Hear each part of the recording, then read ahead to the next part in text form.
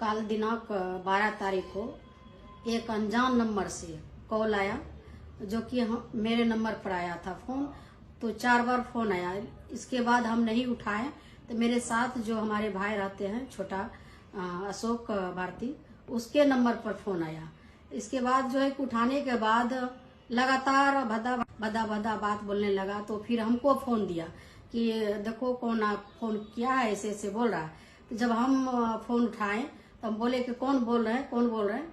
तो उधर से जो है कि बोल रहा था, इधर से हम जो बोल रहे थे तो उसका जवाब ही नहीं दे रहा था। सीधा कह रहा था कि देश मंडल जेल में है, इसका बेटा भी जेल में है, और जो है कि कभी भी घर घुस के मार देंगे, पैसा का बात कर रहा था।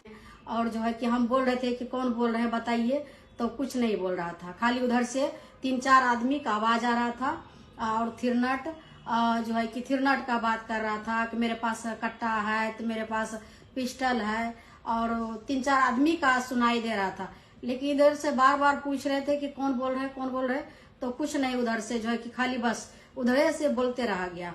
तो हम फिर जो है कि फोन जब कट हुआ, समय था उस समय 10:02 पर आया था कॉल।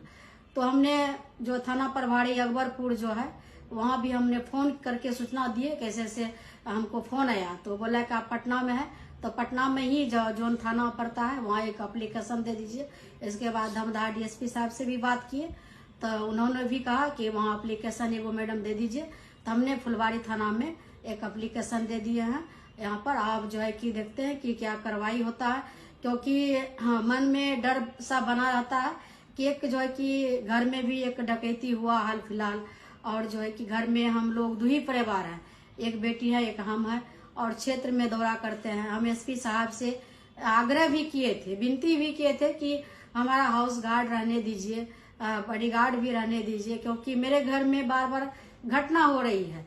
क्योंकि आप सभी जानते हैं कि मेरा 18 साल का बेटा भी का मर्डर हुआ 2018 में, मेरा सास ससुर का भी मर्डर हुआ, लगातार घटना होते रहा मेरे घर में। तो डर सा बना रहता है। लेकिन फिर भी क्षेत्र में जनता का बीच जाना है, जनता का सेवा करना है, तो हर समय जनता का बीच हम रहते हैं। कभी 12 बजे रात में घर लौटते हैं, कभी 1 बजे लौटते हैं घर में, सुबह निकलते हैं। तो जनता का सेवा में रात दिन लगे रहते हैं। पार्टी के काम से पटना आए थे, तो इस तरह का कॉल आया, इस तरह से धमकाया गया। तो इस तरह का जो है कि उधर से बोल रहा था, लेकिन इधर से हम जब पूछते थे तो कोई जवाब ही नहीं दे रहा था।